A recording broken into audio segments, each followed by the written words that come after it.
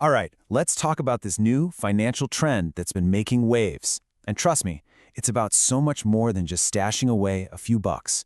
We're talking about a full-on cultural vibe shift that's changing the way we talk, think, and even feel about our money. It's called loud budgeting. I want you to just think about this for a second. What if saying, "I can't afford it," a phrase that, let's be honest, used to be kind of embarrassing, what if that actually became your biggest power move, a statement of control? Well, that's the whole idea behind loud budgeting. So, to really get where this is all headed, we first have to understand what we're leaving behind, and that means waving goodbye to a very specific, very beige era of how we used to handle our money. For what feels like forever, the unspoken rule was quiet luxury. You know the deal. You had to perform wealth, act like money was no object, even if behind the scenes you were secretly drowning in debt. Status was all about what you could spend. Loud budgeting just comes in and flips that whole script. It's all about radical transparency. The new status symbol isn't some designer bag. It's proudly announcing, nope, sorry, the wallet is closed.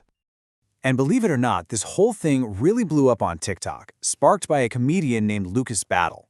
He just posted this simple video telling everyone that loud budgeting was in for the new year and that he couldn't go out because he had to save money.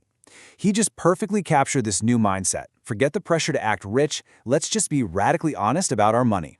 It's not some list of tips, it's a whole new way of being. So, why is this trend hitting such a nerve with so many people, especially right now? Well, the answer isn't just about dollars and cents. It's psychological. It really boils down to three key things. First, you take back control. When you're openly frugal, you stop feeling like a victim of the economy. You become an active player in your own financial story. Second, you flip the spotlight. All of a sudden, the person judging your budget is the one who seems totally out of touch with reality. And third, and this is maybe the best part, you find your people. You turn this thing that used to feel so lonely into a shared experience. You know, when you're finally honest about your money, it creates this incredible moment of connection. It's almost like a form of shared trauma bonding. That little panic when the dinner bill comes, it turns out pretty much everyone feels that.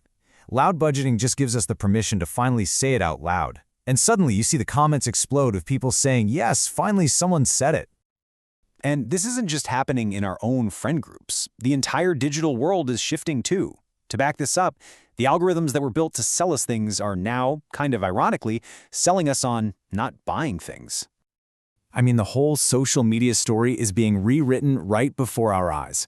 We've gone from keeping up with the Joneses to something more like burn down the Joneses' house. Those massive haul videos are being replaced by de-influencing videos, people literally telling you what not to buy. And get this, deprivation is now a game. Think about no-spend January. Saving money has become a competitive sport, and people are loving it.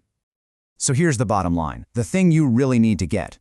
Loud budgeting is basically the financial world's punk rock movement. Yeah, it's gritty, it's raw, and it's a huge counter-cultural statement against a system that just feels rigged. It's about being too smart to fall for the marketing anymore. Okay, and that brings us to what might be the most critical piece of this entire story. The real, true power of loud budgeting is that it completely changes who the villain is in our financial struggles. I mean, for decades, the story we were told was all about personal failure. If you were broke, it was your fault. You didn't work hard enough, you bought too many lattes, you didn't have enough side hustles. The villain in your financial story, it was always, always you. But loud budgeting recast the entire movie. The new bad guys aren't you. They're these massive systemic forces. We're talking inflation, corporate greed, the housing market. And so your response is no longer shame. It's protest. It's opting out. It's savvy survival. And believe me, reframing it like that is everything. So for now, the savvy survivors in this new story, what's our weapon, right? How do we actually fight back? Well, it's a lot simpler and way more powerful than you might think. Your weapon is the word no. It's your sword. Every single time you say no to an expensive dinner, turn down a purchase you don't really need, or just say, hey, that's not in my budget, you are striking a blow against a system that is demanding your constant spending.